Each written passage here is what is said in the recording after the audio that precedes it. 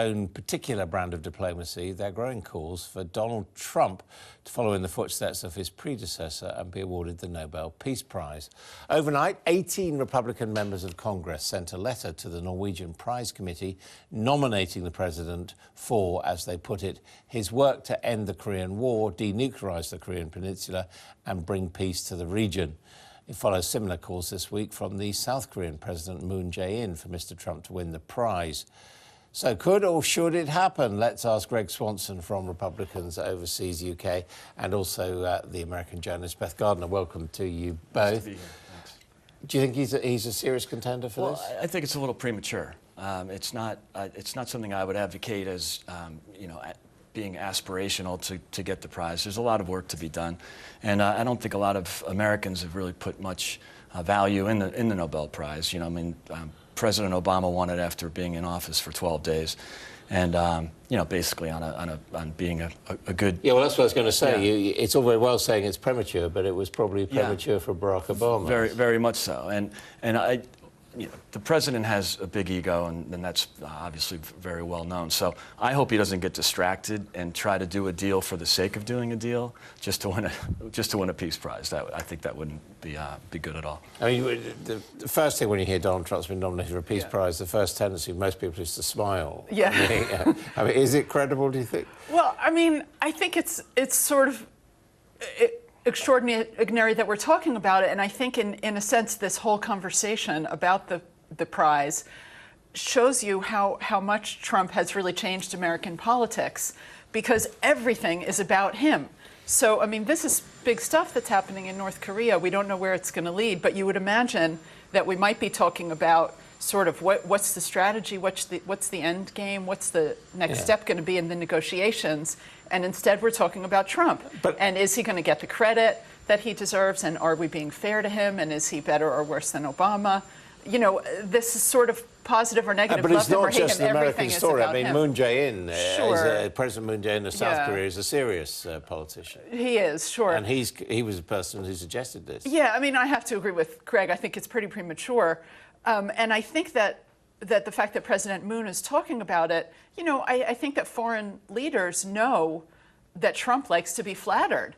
And it makes him quite vulnerable to manipulation, not just by, the South Korean president who may, want him to behave in a certain way, but by Kim Jong-un, too, who is certainly well aware that Donald Trump, wants to be able to claim a win and to have a sort of a photo op moment. He's already talking about a sort of a handshake moment in the DMZ, rather than being focused on the substance of it. North Korea has, obviously what's happening is very welcome, and it's much nicer to see, peace overtures rather than sort of Twitter wars going on.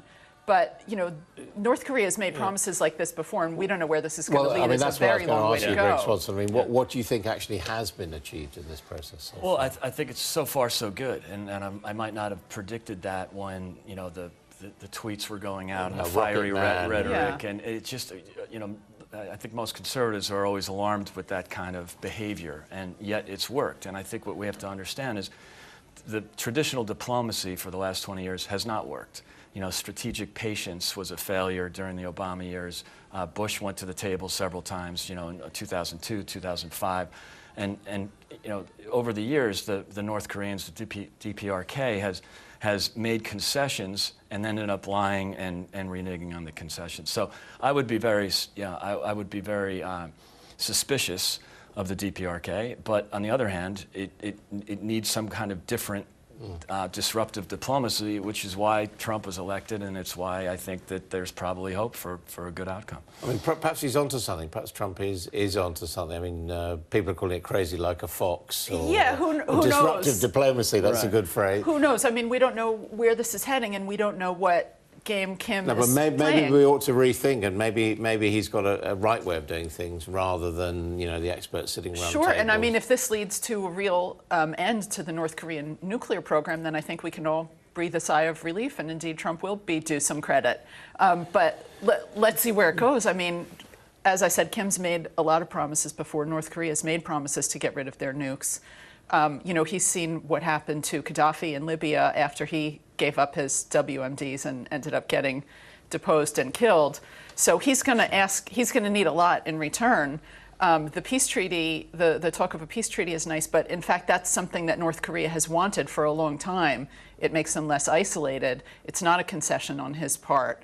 And, you know, it seems that from the sort of form of words that's been used on both sides on the Korean Peninsula, that Kim is going to want an American withdrawal from the Koreas before he gives up his nukes. So, you know, that's a big concession from the American side. So we don't know what any deal might end up looking like. I mean, I think Greg's got a very good point when he says this is premature. I mean, we should actually see if the meeting takes place. There's a lot of complicated negotiations. If there's ever a time for trust but verify, this is it. Yeah. Is this really what Donald Trump gets up in the morning to do, or is actually foreign policy and dramatic gestures there and dramatic tweets? Is that a sort of distraction from Trump being Trump, as perhaps with all the other embarrassments? I wish I knew. It's very hard to predict, and really no one knows what's going on inside his head. If he's good at one thing, it's personal interaction. So, you know, my understanding so far is when he does have the one-on-one relationship building, he's quite good at it. He's not very good at working in big groups, and you know, maybe that's because he's an entrepreneur and he's always been more interested in his brand than perhaps in results. But you know, look, we're all hopeful that this thing works out. What about the other issues? I mean, Stormy Daniels and Rudy Giuliani saying that he was involved in the payoff during the campaign. Obviously, Robert Mueller's investigation. How much trouble do you think he is that possibly all this statecraft may be derailed by these various investigations? Nobody likes the distractions, but that's just part of the package. I mean, even during the campaign, that was part of the package, and he still won. It seems like every time there was some controversy, his numbers went up, or they dip slightly and then come right back. So, look, they're distractions. You know, nobody really likes to see that.